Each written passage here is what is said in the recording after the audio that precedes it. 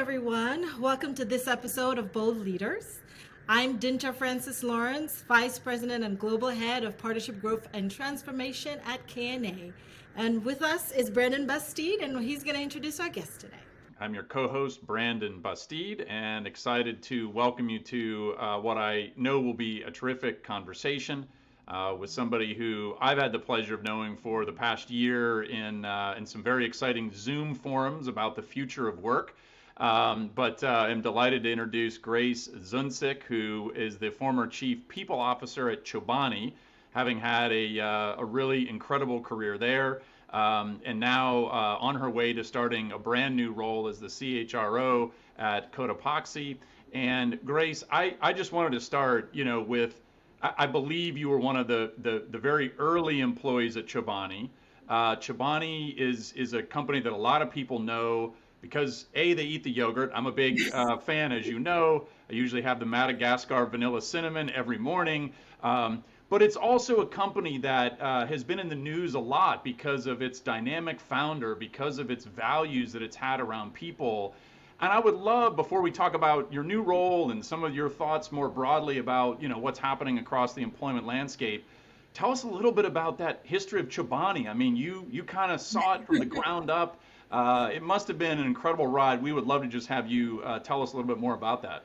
Yes, for sure. I mean, it was the honor of my life, to be a part of that for the past 10 years. I'm from upstate New York, so I grew up only about a half hour away from the original plant in South Edmonston, New York, where I have many friends and family members still today working at the company. I mean, I loved it. I think the biggest thing, there's so many things to be grateful for in my experience at Chobani, from working with Hamdi to working with our executive leaders, working with our frontline.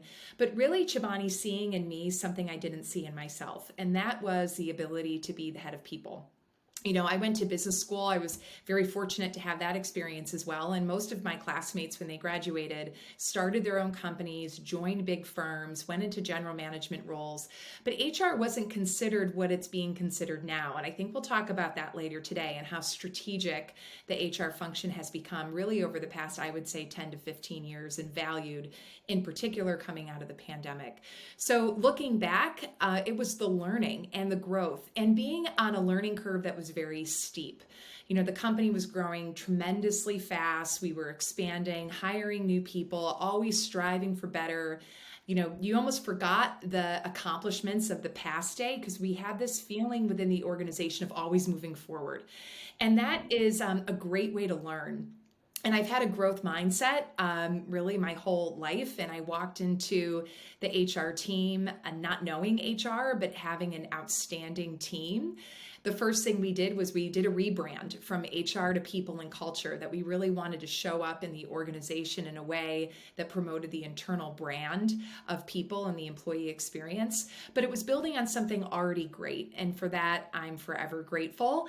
And I think in HR likely for the rest of my career. I mean, I absolutely love it. I love doing it in different ways. I'll be doing it in some ways similarly at Cotopaxi, but with this new dimension of impact, which is very exciting for me, and just loved every day of it. That's awesome. So tell us a little bit about the role that you're heading into. Yeah. I mean, another very mission-driven Yes. organization, but would love to hear a little bit about that as well. Sure. Well, when I was making this career transition, the number one goal for me was to spend more time with my children. I have a 7-year-old and a 5-year-old. The best job I'll ever have is being a mom. I really believe that. Already looking forward to taking my son to his hockey practice today, and grateful that I can, by the way. I mean, I think the fact that I can is just amazing. So through that break that I took for about, I would say, a couple months, I was soul searching for where could I go and really be a part of something bigger than myself. Chobani gave me that every day of my career, and I was yearning for that and yearning for another build. And this time going into a build, not so much for the learning, although there will definitely be learning, but more for the giving, right? And thinking about everything that I learned in those 10 years at this unbelievable company and applying it to another company that could benefit in its life cycle from some of the experiences I had in my prior career. So a couple things were really speaking to me. One was the outdoors industry. The outdoors industry needs to be more inclusive. It needs to be more diverse. It needs to be more part of people's lives than it is. And historically, it's been known as somewhat embracing of all the change and the things that we want to see happen in our world from an environmental perspective, but not necessarily something everyone feels that they have access to. And I thought that there was opportunity for that, and there was probably a brand taking that on. Secondly, I'm very interested in environmental issues, and more so than I realized in my old job. And I was hopeful to join an organization where I could be a part of a sustainability agenda, be a part of implementing sustainability initiatives, learn sustainability more than I had learned it ever before in my past. And then the third thing was a commitment to people, and not just the employees being my number one goal in any role that I had taken on, but also in the supply chain and in the communities that we serve. With an ESG lens toward inequality, actually, I think that a next new wave in ESG will be talking about inequities in our world. And so Cotopaxi appeared and hit a lot of these dimensions. A good portion of our revenue goes to poverty alleviation organizations that are really getting at systemic change, from livelihood training to access to healthcare to educational opportunities. And the grants that we give are over a 3 to 5 year time horizon, giving them a stickiness to really have impact and impact people's lives. Most of our products are made with remnant material. We also use recycled and responsibly sourced material. So there's this wonderful sustainability work going on in the product itself, which I thought was really great. And then thirdly, Cotopaxi really speaks to new people getting into the outdoors. We have, a lot of diversity in our consumer base. A lot of women, a lot of people of color who are looking at Cotopaxi as like a very welcoming brand. The products are very colorful, they're very lively, they're fun, they have a spirit of adventure and goodness. They're not set in their ways like some, in the outdoor industry. I've learned a lot of companies don't really change their product all that much. It's been kind of the same forever. It works, and that's great. So Cotopaxi has this appeal to it, and it's growing a lot. So all these things came together, and I thought this could be really interesting. For the people role in particular, Cotopaxi is really leaning into remote first work. And Brandon, you and I have connected over many discussions with Fortune and Slack on the future of work, how this is going to come together. So really having that responsibility on this great people team I'll be leading at Cotopaxi to design what remote work can look like and what it should feel like. I think that given how mission driven the organization is and how purposeful, the remote work design and philosophy will be fun to work on, and we can get creative and dig in. But I'm looking forward to that challenge as well in the new role. Yeah.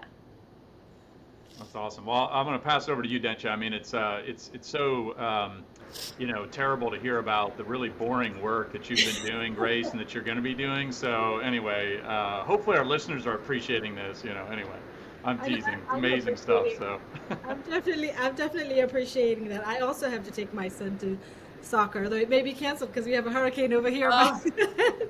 But it's funny, like with some of the changes of the pandemic, a lot of us moms are being stay-at-home working moms, is what my daughter called it. We're stay-at-home working moms with all the things.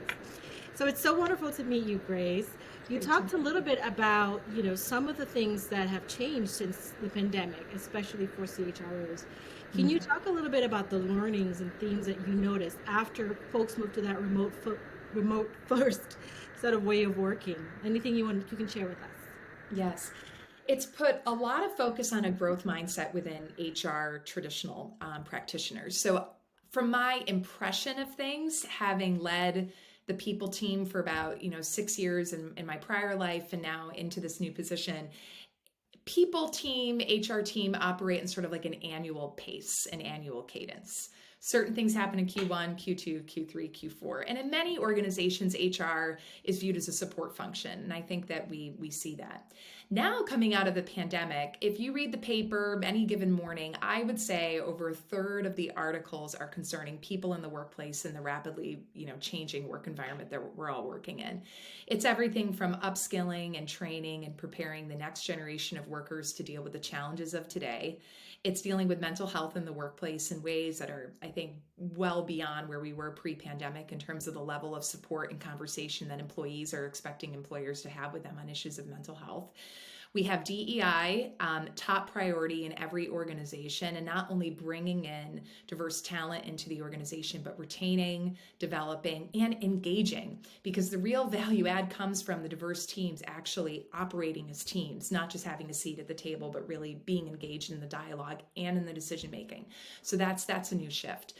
How to be thinking about recruitment. We're seeing a lot of turnover in various organizations, people rethinking, reassessing what they want in life, somewhat coming out of the pandemic, somewhat coming out of very practical things like can they or can they not have flexible work arrangements in their organization? Can they or can they not make the wage that they want to make at their respective organizations?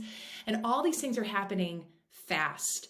So I think the nimbleness that HR teams need and the resiliency and the ability to pivot and think more innovatively, but they're doing that and they have to continue to run the annual cadence. And I think that's creating a lot of burnout within the teams, is that there's so much that they have to deliver just to keep the wheels moving for the company. And yet there's so much expected of them to answer and answer as soon as possible.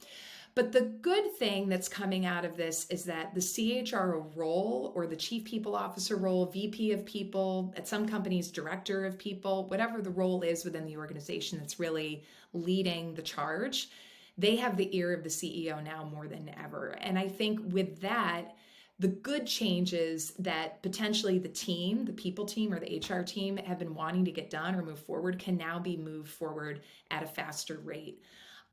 So it's a positive. I think, there's been so much written about the role of the CFO and the connectivity of the CFO to the CEO. I think you're seeing that now with the CHRO. It also emphasizes the need for pipeline. We really need to give HR professionals that are coming into the industry more resources and tools and development to be the HR professionals of today. And it's amazing that today is defined as post-pandemic, but it sort of is. I mean, I think that there's a whole new list of skills and capabilities, toolkits that HR practitioners need now that were less emphasized just, 24 months ago, which is interesting as well. I'm hopeful that the MBA programs will spend a little bit more time digging in and making HR appealing for people that would otherwise go into general management. And I'm also hopeful that organizations will look to commercial business people and give them a chance to go do HR for a while. They will find it harder, I think, than their other day job. But I think that there is a lot of unlock in bringing, commercial talent into the HR team to unlock some business opportunities as well.